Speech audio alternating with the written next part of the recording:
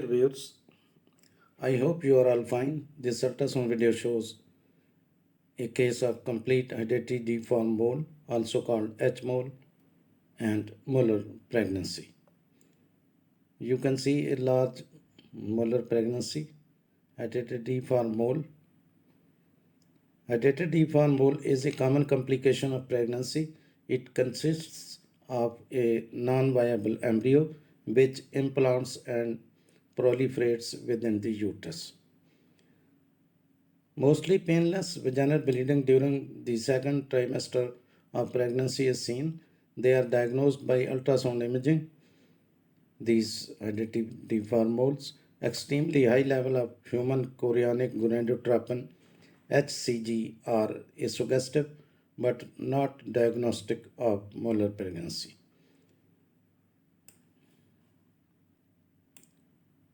You can see this large molar pregnancy.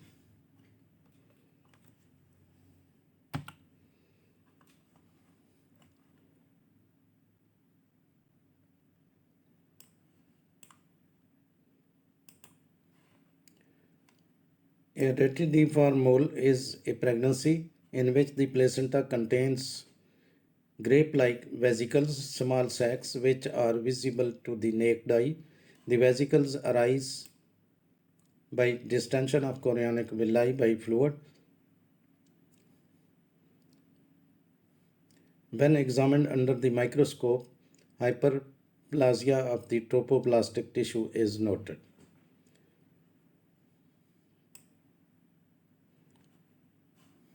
A retindiform mole is a tumor that forms in the uterus as a mass of cysts resembling a bunch of grapes. Retindiform moles appear during the childbearing years and they do not spread outside the uterus. A malignancy called choriocarcinoma may start from the retindiform mole. You can see a large retindiform mole which has ascended upwards up to the umbilicus. The patient is a 35 years age female having 3 children already. A pelvic ultrasound scan will show the presence of tissue inside the uterus with the characteristic snowstorm appearance of a molar pregnancy. The scan may be performed via the abdominal scan or the vagina.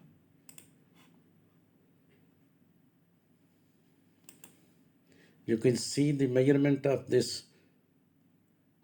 large deform mole. It measures more than 20 centimeter into more than 20 and more than 18 centimeter.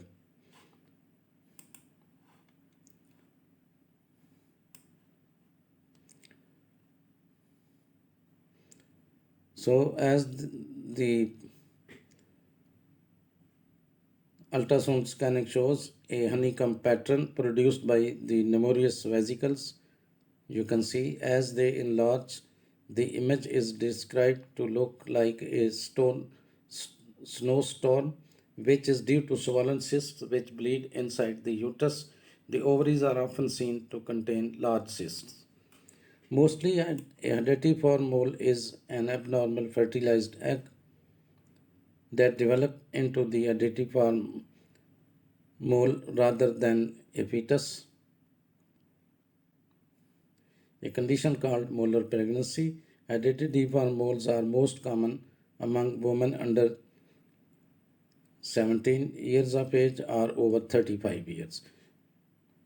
In the United States, they occur in about 1 in 2,000 pregnancies. Now, what is the risk of molar pregnancy? The risk of complete molar pregnancy, as you can see in this case, is highest in women over 35 years of age and younger than 20 years. The risk is even higher for women over 45 years, but age is less likely to be a factor for partial moles. For choriocarcinoma, the risk is lower before the age of 25 and then increases with age until menopause. You can see the blood flow. Identity for mole should be taken as a pre-malignant lesion because 15 to 20% of complete hydatid deformed moles and 1% of partial hydatid deformed moles undergo malignant transformation into invasive moles, choriocarcinoma, or in rare cases placental site trophoblast tumors.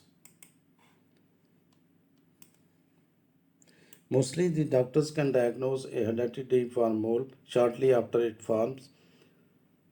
This can be suspected on the basis of symptoms such as uterus that is much larger than the expected and a vaginal discharge of grape-like tissue. A pregnancy test is done. Now you can see in the same patient.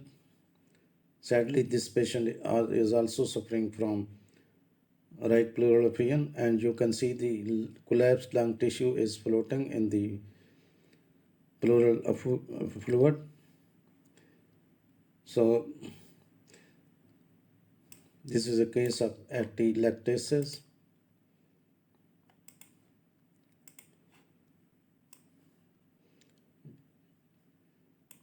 Ascites is also seen in this patient. Ultrasound allows the detection of small amount of pleural lacular fluid with positive identification of amounts as small as 3 to 5 ml. This is the collapsed lung tissue.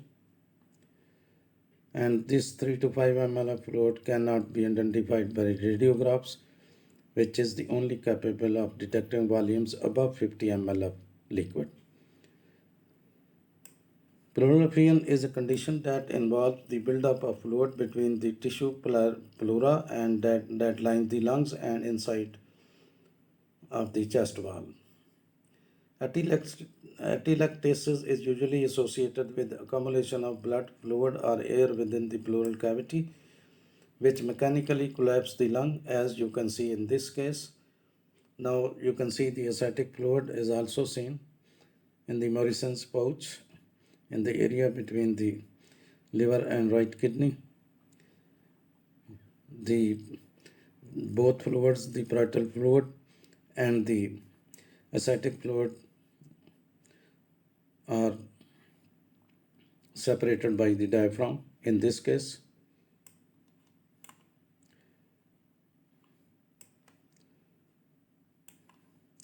Some cases of pleural effusion can have more serious complications depending on the severity of the conditions, cause, and treatment used. Serious complications can include pulmonary edema or fluid in the lungs, which can result from draining fluid too quickly during thoracentesis. You can find some important information in the description of this video. Thanks for watching. Please subscribe my channel if you do like this video. Please click the like button. Thanks.